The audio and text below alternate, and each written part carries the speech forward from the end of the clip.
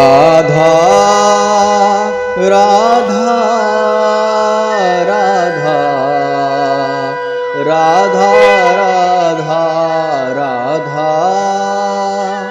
राधा राधा राधा राधा जय श्री राधा श्री राधा श्री राधा राधा जय श्री राधा श्री राधा श्री राधा राधा राधा राधा राधा राधा राधा। धुंधकारी को उसके किए गए कुकृत्य का फल मिल गया और वह हो गया प्रेत योनि में, जहाँ पर भूख प्यास से व्याकुल होकर छटपटाता रहता था, चिल्लाता रहता था, परंतु उसे कहीं भी आश्रय नहीं मिलता था।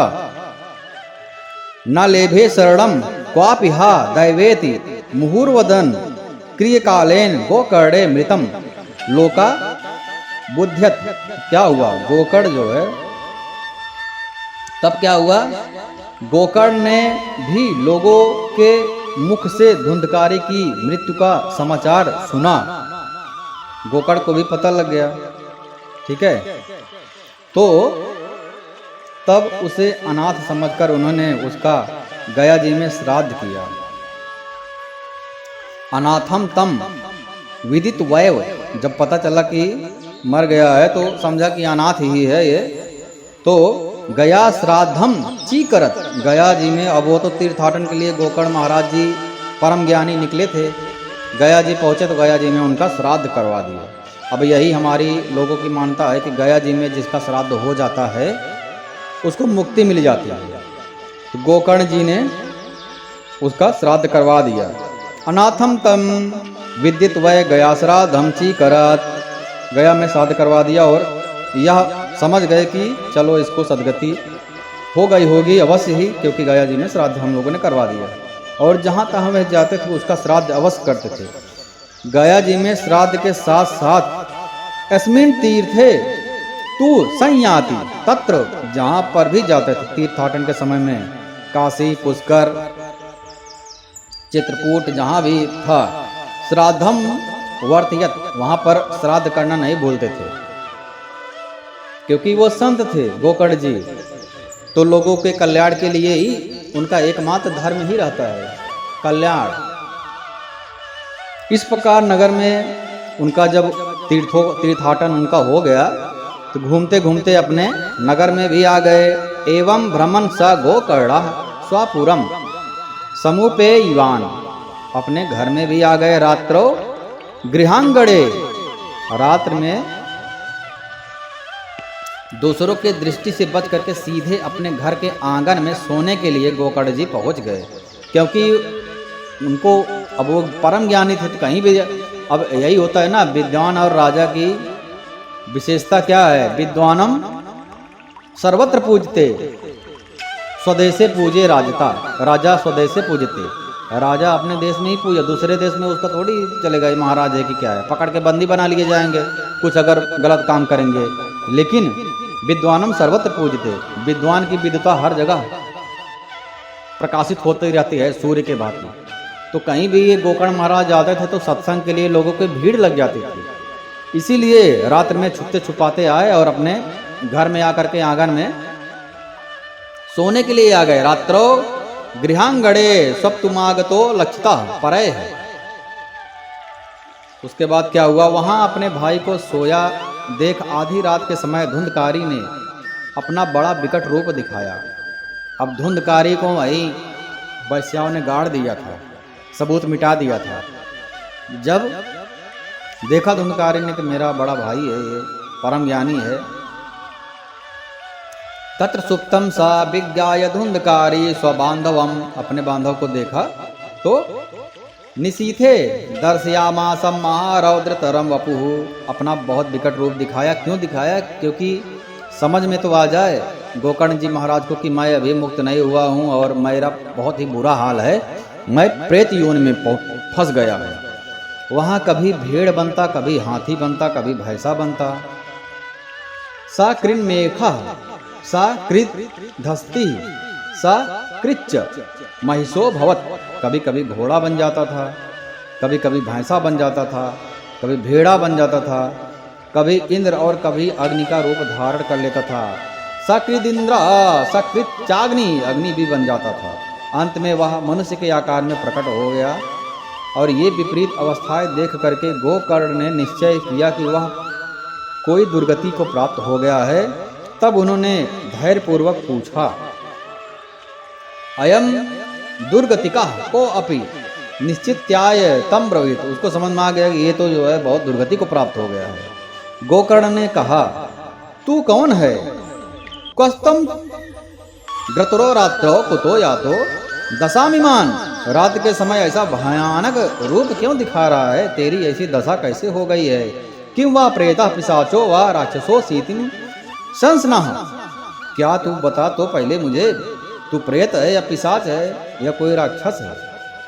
तब सूत जी कहते हैं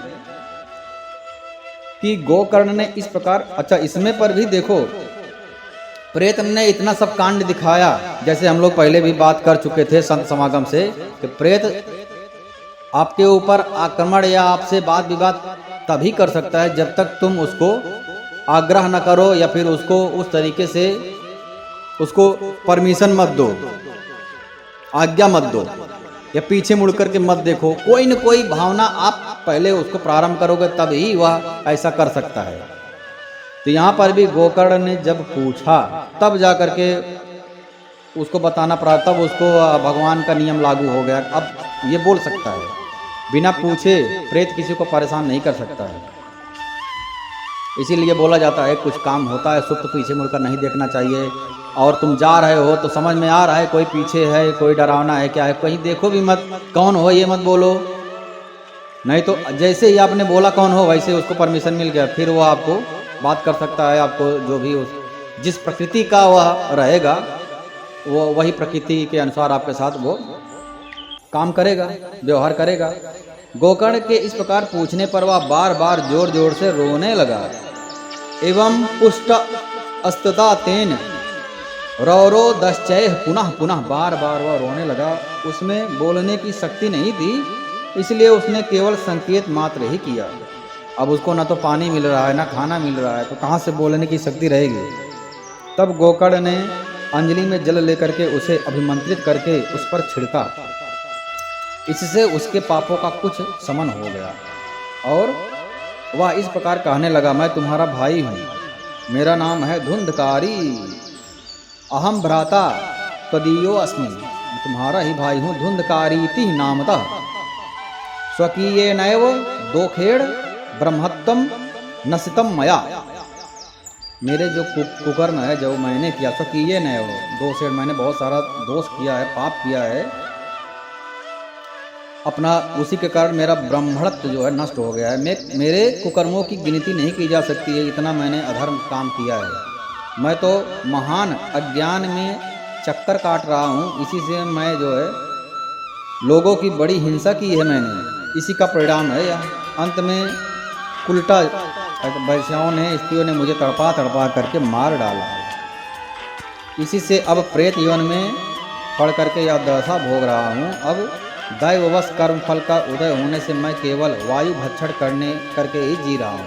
ना तो पानी मिल रहा है ना खाना मिल रहा है, हवा ही है, हवा ही भगवान ने दिया है उसको। भाई हवा तुम अपने इच्छा अनुसार ले सकते हो, जब तक और कोई देगा नहीं और कुछ मिलेगा नहीं तुमको। अतः प्रेतत्वमापन्नो दुर्दुषाम च वयहन वाताहारेण जीवामी दैवाधीन फलोदयात्।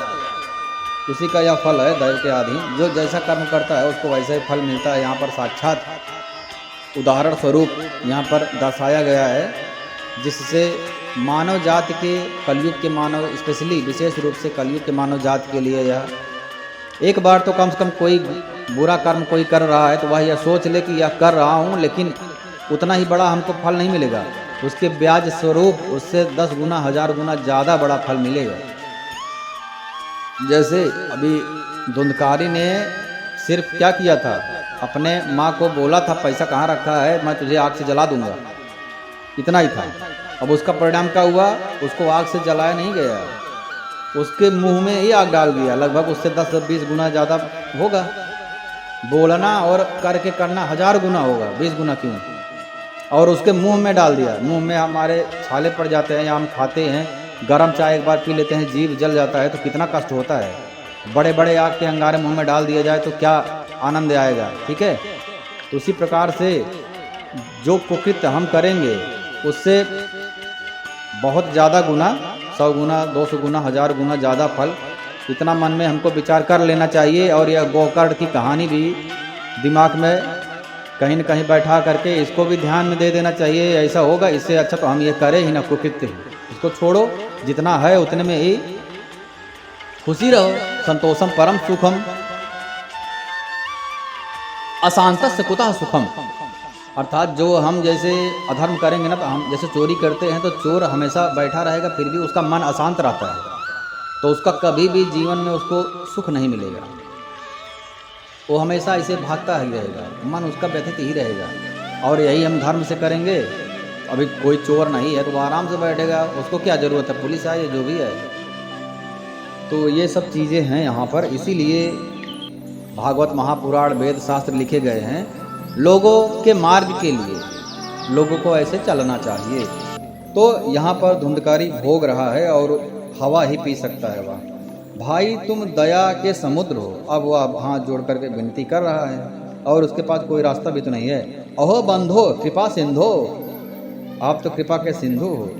भ्रातम मामासु मोचया, मुझे इससे छुटकारा दिलाओ।